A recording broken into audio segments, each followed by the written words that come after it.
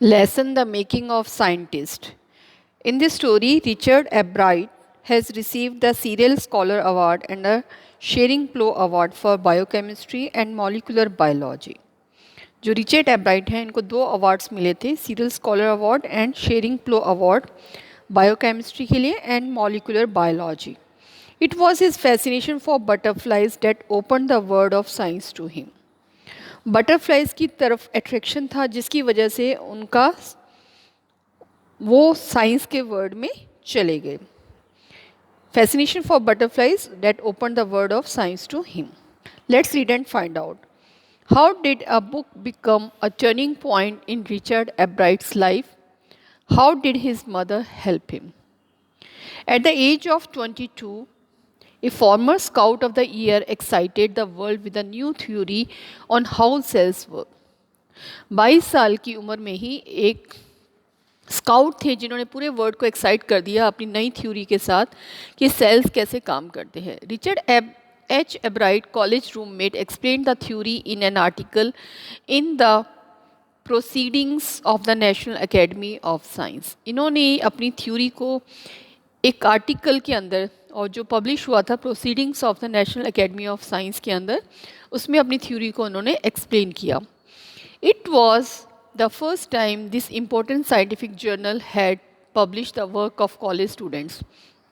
ये पहली बार हुआ था कि किसी साइंटिफिक जर्नल ने किसी कॉलेज स्टूडेंट के वर्क को पब्लिश किया था. In sports that would be like making the big leagues at the age of 15 and hitting a home run your first time at bat.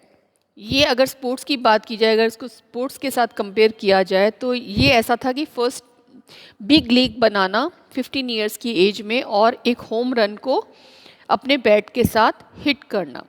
For Richard Albright, it was the first in long string of achievements in science and other fields, and it all started with butterflies. और Richard एब्राइट की life में भी ये first था. उसने इतनी सारी achievements की थी और ये उनकी सबसे इम्पॉर्टेंट अचीवमेंट थी साइंस के फील्ड में. द ओनली चाइल्ड, और ये उनका स्टार्टिंग हुई थी बटरफ्लाइज के साथ. The only child, Ebright grew up north of Reading, Pennsylvania. There wasn't much I could do there.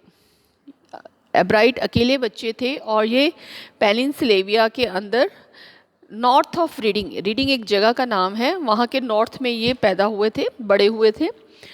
और उन्होंने कहा कि मेरे पास कुछ भी ज़्यादा करने के लिए नहीं होता था. I suddenly couldn't play football और baseball with the team of one. मैं अकेला ही था, इसलिए मैं ना तो फुटबॉल खेल सकता था ना बेसबॉल खेल सकता था.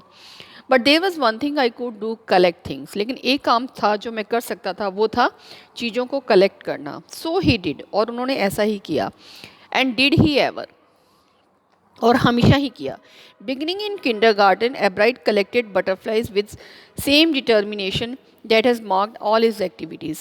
जैसे वो और अपनी एक्टिविटीज़ करते थे, उसी डिटर्मिनेशन के साथ एब्राइट ने बटरफ्लाइज को कलेक्ट करना चालू किया.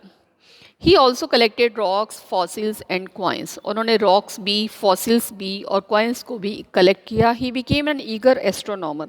और धीरे धीरे वो एक astronomer बन गए. Sometimes star gazing all night. And